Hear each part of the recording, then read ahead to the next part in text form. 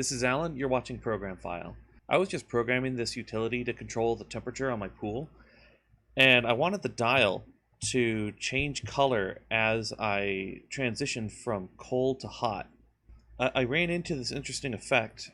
I have a color for cold and I have a color for hot. You would think that you would just take the red, green, and blue components of the color, because everything's RGB, select the color between cold and hot depending on how far the dial is.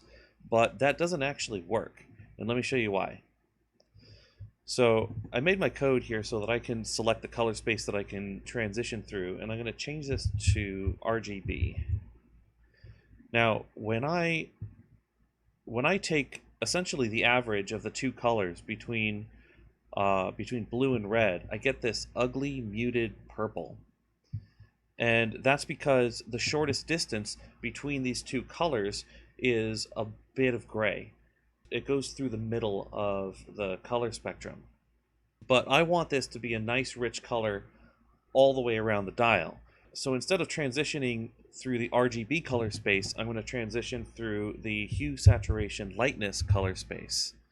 Now already, as soon as I hit save, you can see that that's a much more brilliant color.